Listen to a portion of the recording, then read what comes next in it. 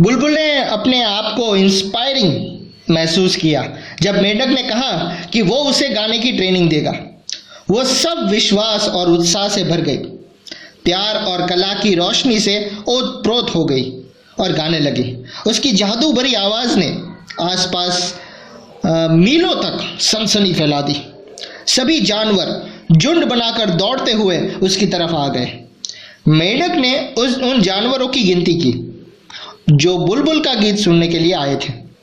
उसने हर एक आने वाले से एडमिशन फी चार्ज की, यानी कि वसूल की, पैसे लिए।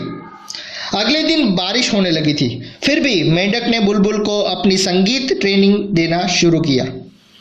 बुलबुल ने कहा कि वो उस मौसम में गा नहीं सकती थी, लेकिन मेंढक ने उसे ये कहते हुए इंस्पायर किया कि वो दोनों साथ में गाएंगे।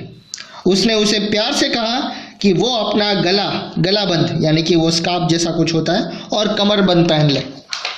फिर बुलबुल को अपना पहला लेसन पढ़ाता हुआ वो चिल्लाया, कोआस कोआस। इस तरह मेंढक और बुलबुल ने संगीत के सरगम का रियाज करना शुरू कर दिया और वो 6 घंटों तक रियाज करते रहे। 6 घंटों तक रियाज करते रहे। आखिर बुलबुल सर्दी से ठिठुरने लगी, उसका गला बैठ गया और उसकी आवाज़ कांपने लगी। नेक्स्ट, बुलबुल पिछली पूरी रात गाती रही थी। फिर दिन के दौरान 6 घंटों तक मेंढक उसे संगीत की ट्रेनिंग देता रहा। इसलिए बुलबुल पूरी तरह से थक चुकी थी, कंप्लीटली एक्सॉस्टेड। वो थोड़ी देर के लिए भी सो नहीं पाई थी। उसका सारा उत्साह, सारा जोश ठंडा पड़ गया था। लेकिन जब रात हुई तो उसका गाना फिर से ठीक हो गया। सुमेट्री सभी सुनने वालों के भार से झुक गया था। वो सभी बुलबुल का गीत सुनने के लिए अपनी सांस रोके बैठे हुए थे। उनमें से सैंडविच का नवाब उल्लू, कैंट का नवाब बतख, ट्रेंट का नवाब और नवाबिन मिस्टर एंड मिसेस नील्सन, और मार्टिन कार्डिल, मैफिस्टो और मोंटे क्रिस्टो का नवाब कूट, यानी कि एक जल पक्षी, वाटर बर्ड, वो भी शामिल थे। उन्होंने चमकते हुए त्रिमुकुट पहने हुए थे। वो सभी अपनी खुशी में चहचहा रहे थे, यानी कि आवाज़ें निकाल रहे थे। इस चमकती हुई भीड़ को देखकर मेंढक खुशी और ईर्ष्या, यानी कि जॉय एंड जेलसी, दोनों से भर गया था। नेक्स्ट, मेंढक हर दिन बुलबुल को संगीत की ट्रेनिंग दिया करता। वो अपने गीत उसे बेचा करता और उनके बदले में उससे पैसे लेता। वो उसे इस तरह के वर्ड्स बोलकर डांटा करता, तुम्हें और भी ज़्यादा टाइम तक रियाज करने की ज़रूरत है। जब तक तुम्हारी आवाज़ मेरी आवाज़ की जैसी ज़ोरदार नहीं हो जाती तब तक। कल रात अपना दूसरा गीत गाते हुए तुम बीच में घबरा गई थी। तुम्हें अपने गीतों में कुछ और ज़्यादा आलाप छोड़ने चाहिए, क्योंकि सुनने वाले इस तरह की ज़्यादा चीज़ों को पसंद करते हैं। तुम्हें कोई ज़्यादा चटपटी और झटकेदार चीज़ देकर पब्लिक को और भी खुश कर देना चाहिए, और तुम्हें ज़्यादा टिकटें बेचने का टारगेट रखना चाहिए, सबसे पहली बात, क्योंकि अभी तुमने मुझे 8 शिलिंग और देने हैं। नेक्स्ट, दिन ब दिन बुलबुल ज़्यादा उदास होती गई और पीली पड़ती गई। फिर भी उसने हर रात गाना जारी रखा, लेकिन उसका गीत अपने पहली आवाज़, पहली ताजगी जैसा बिल्कुल नहीं था। वो ताजगी कहीं खो गई थी। अब ये एक थके हुए गीत के जैसा लग रहा था।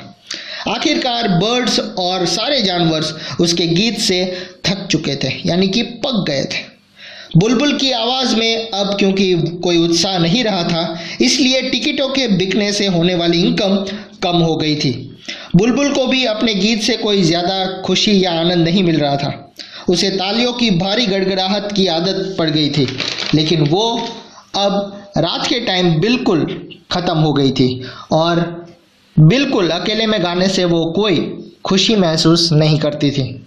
नेक्स्ट, जब टिकट ऑफिस से मिलने वाली इनकम कम हो गई तो मेंढक को बहुत गुस्सा आया।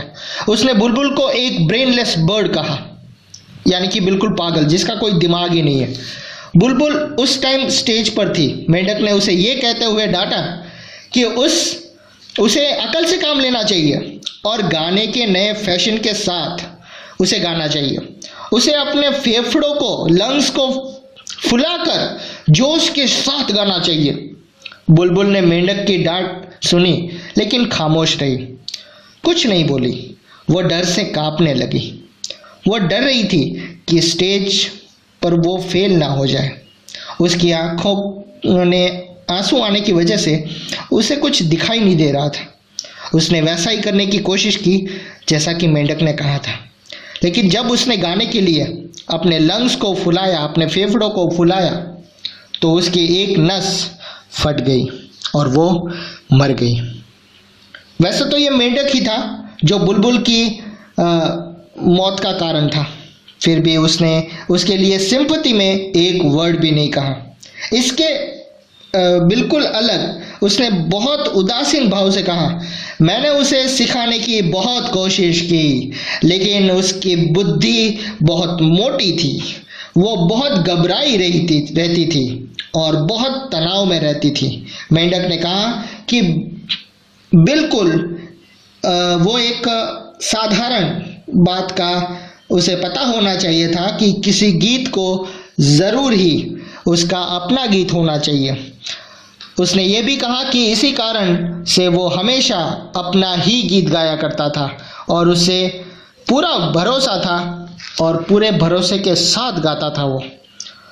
कुओ ओ कुआस कुआस, मेंढक ने अपनी ऊंची कर्कश खराब आवाज में टर्राना शुरू कर दिया। उसकी टरटराहट एक बार फिर दलदल में गूंजने लगी। अब दलदल में कोई सिंगर उसका कॉम्पिटिटर नहीं रह गया था। सो स्टूडेंट, आई होप आपको ये पोएम पसंद आई होगी और स्नेह एजुकेशन को लाइक, शेयर एंड कमेंट करना बिल्कुल मत भूलिएगा। Thank you so much.